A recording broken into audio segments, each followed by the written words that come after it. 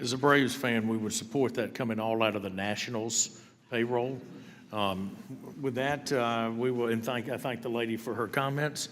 With that, we will yield 5 minutes to the gentleman from Arizona, Mr. Schweikert. Thank you, Mr. Chairman. Dr. Swagel, first off, don't all workers, whether they're just on a work visa, a dreamer, even if they don't have U.S. citizenship, they're paying a FICA tax, correct? The ones who are in the country legally, lawfully. yeah, working right. legally. Okay, Yeah. just want to, because that was a misnomer. I want to work through, because there's some baseline problems I have between CBO numbers and the actuary report. I think the actuary report already understands their fertility calculations are substantially off from even census's math and those. So, but let's walk through some stuff here. For just this year, so let's do our 2024 year. We have payroll taxes, income tax for beneficiaries, and the interest, because they're going to make about 6% of the fund is going to come in as interest. I have $1,166 billion. Okay. I have the spend in the 2024 fiscal year of $1,480,000,000. Do those sort of match up with your numbers? That means the 2024 reaching into the trust fund will be $314 billion this year. Yeah, that's close to what I've got. Okay, so it's $26 billion a month is reached into the trust fund and used to supplement the checks that are going out the door.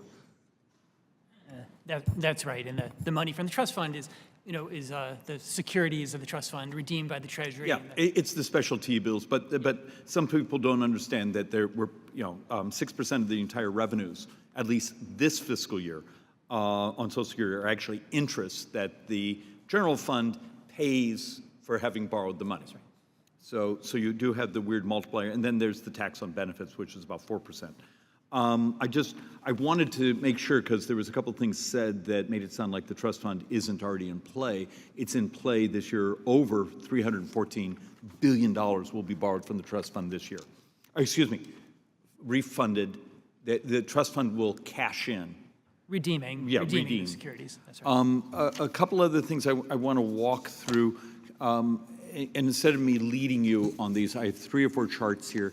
What do you see as the biggest differentials between SSA baseline and the CBO baseline? Particularly, I'm looking at, you have a fairly substantial difference in out years on their baseline. You also have some different calculations on the caps. But first, off the top of your head, can you give me what you see as differences on how the CBO actuaries built their model compared to the SSA? Sure. I can talk to that, and I know Steve will have a lot to say also. So we do have different modeling technologies. So I'll just set that aside. We do things slightly differently. We do current law, and they assume some changes in the law, outside of Social Security, but in the tax law.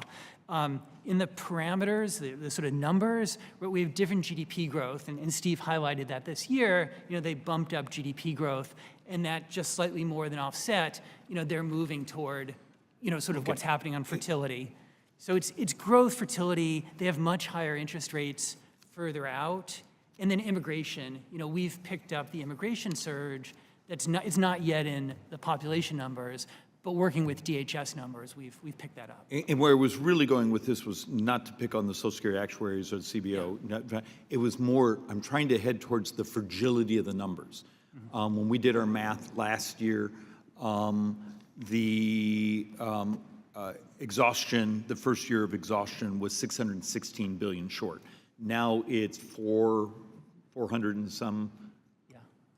Yeah, and in ours, that's immigration. And in some sense, from last year to this year, we picked up immigration. And in some sense, we picked up that the immigration surge started in 2021. Okay, so year of exhaustion, you pick up a couple $100 billion just on what you consider immigration population. The immigration surge, that's right. Okay, but it also actually should give us a sense of the level of fragility if we were to go into recession.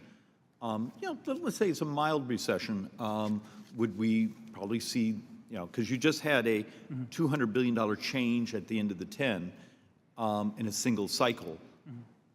I'm trying to get some sense of the fragility of that baseline. No. I agree that a recession would affect wages, would affect contributions. It would also affect fertility. Right after the '08 recession, financial crisis, and after the pandemic, fertility declined.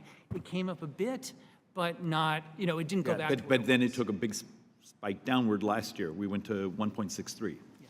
So, and I'm over my time. Mr. Chairman, without objection, I have a number of charts that we've worked on with both taking from the actuary report and then some notes from the joint economic economists. I'd like to add those to the record. Without objection, your charts are added to the record. Thank you, Chairman.